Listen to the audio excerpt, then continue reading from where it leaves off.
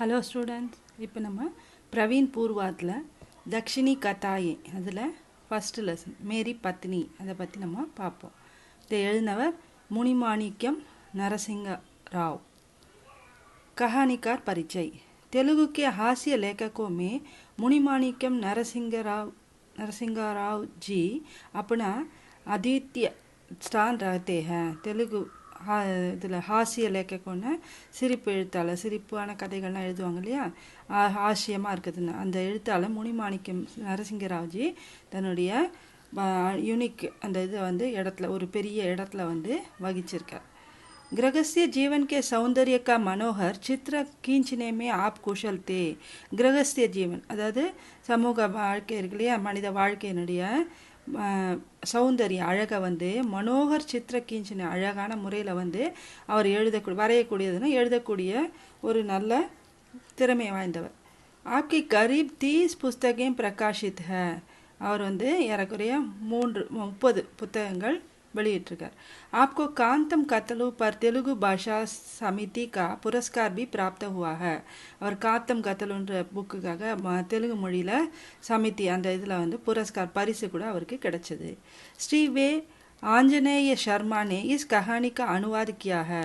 இது தெலுங்குலேருந்து ஹிந்தியில் ஸ்ரீ ஆஞ்சநேய शर्माன்றவர் தான் இதை டிரான்ஸ்லேஷன் மொழிபெயர்ப்பு செஞ்சுருக்காரு. कहानी का सारांश। लेखक मछलीपट्टनम में रहते थे. எழுத்தாளர் மச்சிலிப்பட்டினத்தில் அவர் வசிச்சு வந்தார். वे किसी स्कूल में अध्यापक थे. ஒரு ஸ்கூலில் டீச்சராக இருந்தார். कांतम उनकी पत्नी थी. அவனுடைய மனைவி பேர் காந்தம். प्रयागमा कांतम की सहेली थी. प्रयागमाன்ற காந்தமுடைய ஃப்ரெண்டு. वह तपेदिक की बीमारी से पीड़ित थी. அவள் தப்பேதிக்னா ஒரு காச நோய், அதில் அந்த நோயில் அவள் நோயாய்ப்பட்டிருந்தா. राजमहेंद्री के सैनिटोरियम में उसकी चिकित्सा हो रही थी. ராஜமகேந்திரின்ற இடத்துல சானிட்டோரியம்னா ஒரு சுகாதார மையம், அரசு மருத்துவமனை இருக்கும், அந்த மாதிரி இடத்துல அவள் சிகிச்சை நோய்க்கு மருத்துவம் செய்யறதுக்காக அதில் இருந்தாள். कांतम उसे देखना चाहती थी. कांतम அவள் பார்க்கணும்னு விரும்பினா. कांतम जाती तो लेखक को भी जाना पड़ता. कांतम போனால் கூட லேக்கக் இவர் எழுத்தாளரும் இவரும் போனோம். पैसे अधिक खर्च हो जाते. அதனால் பைசா அதிகமாக செலவாகும் அப்படின்னு நினச்சாங்க. इसलिए यह तय हुआ कि लेखक प्रयागमा को देख जाएंगे. அதனால் அதை நிறுத்திட்டு ரெண்டு பேரும் போகிறத நிறுத்திட்டு லேக்கக் மட்டும் அவர் பிரயாகமா பார்க்கறதுக்கு அவர் கிளம்பினார். பார்க்கறதுக்கு போகிறத முடிவு பண்ணாங்க அவங்க. कांतम ने बार बार पति से कपड़े, बेडिंग और दुशाले का ख्याल रखने को कहा. காந்தம் திரும்பி திரும்பி தன்னுடைய கணவர்கிட்ட துணிமணிகள், அந்த பேடிங்னா பெட்டி சுற்றி எடுத்துகிட்டு போவாங்களே, ஒரு பெட்டு மாதிரி இருக்கும், அது துஷாலை மற்ற பொருள்கள் எல்லாத்தையும் கவனமாக பார்த்துக்க சொல்லி திருப்பி திருப்பி சொல்லிட்டு இருந்தா. लेखक पत्नी से 25 रुपये लेकर रेलवे स्टेशन चले गए. लेखक மனைவி கிட்ட 25 रुपये 25 रुपीस வாங்கிட்டு ரயில்வே ஸ்டேஷனுக்கு போனார். लेखक राजमहेंद्री स्टेशन पर उतरे. राजमहेंद्री स्टेशन इरंगनार. उनको पता चला कि सैनिटोरियम 2 मील की दूर पर है. அங்கேருந்து 2 மைல் தூரம் இருக்கு அப்படின்னு சானிட்டோரியம் அப்படின்னு அவருக்கு தெரிய வந்தது. गाड़ी रखने से पैसा खर्च होगा ऐसा समझकर वे पैदल चले. காடி வண்டி வச்சுட்டு போனால் அதிகமாக செலவாகும் அப்படின்றதுக்காக புரிஞ்சுட்டு அவர் நடந்தே போனார். வஹாம் பிரயாகமா சே மில்கர் குஷல் ஷேமா பூச்சா. அங்கே பிரயாகமாவை சந்திச்சு அவள் நலமெல்லாம் விசாரிச்சாங்க, எப்படி இருக்காங்க என்னன்னு. 1 बजे वहाँ से राजमहेंद्री वापस आई. 1 மணிக்கு அங்கேருந்து ராஜமகேந்திரிக்கு திரும்பி வந்தார். एक होटल में 4 आने का खाना खाया. அந்த ஹோட்டலில் 4 அணா 4 அணாக்கு சாப்பாடு சாப்பிட்டாங்க. ஸ்டேஷன் जाकर टिकट लिया. ஸ்டேஷனுக்கு போய் டிக்கெட் எடுத்தார். अगले दिन 10 बजे लेखक घर पहुँचे गए. மறுநாள் 10 மணிக்கு வீட்டுக்கு லேக்கக் வீட்டுக்கு வந்துட்டார். लेखक के 2-4 दिन बाद आने की बात थी.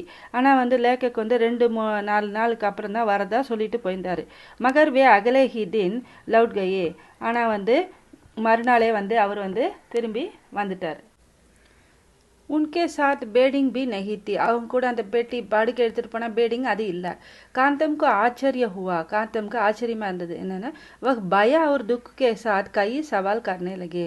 அவள் பயத்தோட, ஏன்னா ஃப்ரெண்டை நோய்வாய்ப்பட்டிருக்க உடம்பு சரியில்லைன்னு பார்க்க போனா, அதனால் பயத்தோட துக்க வருத்தத்தோட அவள் நிறைய கேள்விகள் அவள் கேட்டா. लेखक ने अपनी कहानी सुनाई जो इस प्रकार है.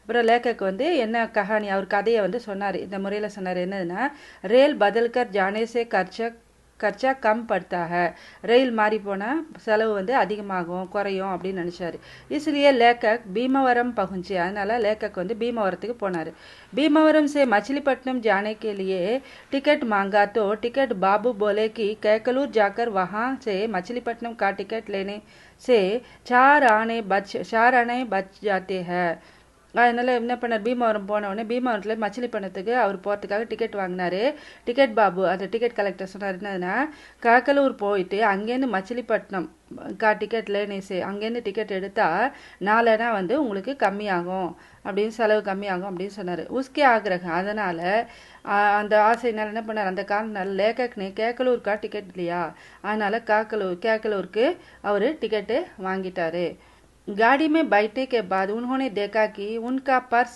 गुम हो गया வண்டியில் உட்காந்துட்டு அவர் பார்த்தாருன்னா அவருடைய பர்ஸ் வந்து தொலைஞ்சு போயிருந்தது ஏதோ அங்கே அவர்கிட்ட இருந்து காணாமல் போயிடுச்சு அது रेल में बैठ सज्जनों में से एक ने कहा कि मास्टर जी आप जाकर पर्स को ढूंढ आइए ரயிலில் உட்காந்து ஒரு பெரிய மனிதர்கள் உட்காந்துருப்பாங்க இல்லையா அவங்களாம் என்ன பண்ணால் ஒரு மாஸ்டர் ஜி கிட்ட இவர்கிட்ட மாஸ்டர் தானே ஆனால் மாஸ்டர் ஜி அவர்கிட்ட சொல்கிறார் நீங்கள் போய் பர்ஸை தேடிட்டு வாங்க ஆப்கோ பேடிங்கா ஹம் கியால் கரேங்க உங்கள் பேடிங்கை வந்து நாங்கள் பார்த்துக்குறோம் கவனமாக பார்த்துக்குறோம் அப்படின்னு சொன்னாங்க ஏக் மானுக்கர் லேக்கக் பர்ஸ் ढूंढने गए இதை ஏற்றுக்கிட்டு அவர் பர்ஸ் தேடுறதுக்கு போனார் பர்ஸ் நகி மிலா பர்ஸு கிடைக்கல வே லவுட்டே தோ காடி சூட் சுக்கி தீ அவர் திரும்பி வந்து பார்த்தா வண்டியும் புறப்பட்டு போயிடுச்சு உன்கே हाथ में 4 अने थे அவர் கையில் 4 அணா தான் இருந்தது वे वहाँ से गुड़ीवाड़ा जाकर एक मित्र से रुपया उधार लेकर घर पहुँचे அவர் என்ன பண்ணார் குடிவாடாவில் இருக்க ஒரு நண்பர்கிட்ட போய் ஒரு பைசா உதார் லேக்கர் கடன் வாங்கிட்டு வீட்டுக்கு வந்தார் रुपया भी खो गए बेडिंग भी खो गया रुपया பைசாவும் போயிடுச்சு பேடிங் அவர் சின்ன பெட்டி படுக்கன்னு அதுவும் போயிடுச்சு காந்தம்கோ இஸ் பாத்துக்கா துக்குதா இந்த காந்தம்க்கு இதை பற்றி ரொம்ப வருத்தமாக இருந்தது மகர் லேக்கக்கோ விஸ்வாஸ்தாக்கி பேடிங் மில் ஜாயேகா ஆனால் லேக்கக்கு வந்து நம்பிக்கை இருந்தது என்னென்னா பேடிங் அது கிடச்சிரும் அப்படின்னு அவருக்கு நம்பிக்கை இருந்தது दूसरे दिन सवेरे एक कुली आकर लेखक का बेडिंग और एक चिट्ठी देकर चला गया மறுநாள் வந்து ஒரு காலையில் ஒரு கூலிக்காரன் வந்து ஒருத்தர் வந்து என்ன பண்ணார் லேக்ககனுடைய பேடிங்கையும் ஒரு சிட்டி ஒரு கடிதத்தையும் கொடுத்துட்டு போயிட்டா காந்தம் குஷ் ஹுயி காந்தம் வந்து ரொம்ப சந்தோஷப்பட்டா உஸ்னே பேடிங் கோலுக்கர் தேக்காத்தோ அந்த பேடிங்கை திறந்து பார்த்தா उसमें कुछ मिठाई और एक साड़ी थी அது திறந்து பார்த்தா அதில் வந்து கொஞ்சம் ஸ்வீட்ஸும் ஒரு சாடி ட்ரெஸ்ஸு சாரி புடவையும் இருந்துதான் ஏக் தேக்கர் காந்தம் கோ பத்தி பர்ஷக் ஹுவா இதை பார்த்த உடனே காந்தம் வந்து தன்னுடைய கணவர் மேலே சந்தேகப்பட்டா வக் லேக்கக் சே ஜகன்னே லகி லேக்கக் கிட்ட வந்து சண்டை போட ஆரம்பிச்சா இசி சமயம் ஏக் சஜ்ஜன் வஹா ஆ பहुंचे ஒரு பெரிய மனிதர் அப்போ அந்த சமயத்தில் ஒருத்தர் வந்தார் उन्होंने कहा कि मास्टर के बेडिंग को मेरा समझकर मेरी लड़की ने उसमें अपनी साड़ी और चोली रख दी थी அவர் என்ன சொன்னார் மாஸ்டருடைய பேடிங்கில் வந்து அந்த படுக்கை இருக்கு இல்லையா அதில் வந்து தன்னுடைய இதுன்னு நினச்சிட்டு பெண்ணு வந்து அவங்களோட மகள் வந்து தன்னுடைய சாரியையும் சோழியையும் வச்சுட்டாங்க தெரியாமல் அப்படின்னு சொல்கிறார் ஜரா வே சீஜே அந்த பொருள்லாம் கொடுக்குறீங்களா அப்படின்னு கேட்குறாரு காந்தம்னே வே சீஜே தேதி அந்த பொருட்கள்லாம் அவர் திருப்பி கொடுத்துட்றா வக் சஜ்ஜன் சலேகி அந்த பெரிய மன்னர் அவர் போயிட்டார் காந்தம்னே லேக்கக் சே மாஃபி மாங்கते हुए काफ़ी का प्याला लेकर के லேக்கக் கே ஹாத் மே தமா தியா காந்தம் வந்து லேக்கக்கிட்ட மன்னிப்பு கேட்குற விதமாக காஃபியினுடைய கப்பை எடுத்துகிட்டு லேக்கக்குடைய கையில் கொண்டு வந்து கொடுக்குறா कहानी की विशेषताएं हर स्त्री अपने पति की क्षमता को कम हाँकती है ஒவ்வொரு பெண்மணியும் தன்னுடைய மனைவியை வந்து क्षमता மன்னிக்கிறதையும் கம் சாந்தி குறைவாக எடை போகிறதும்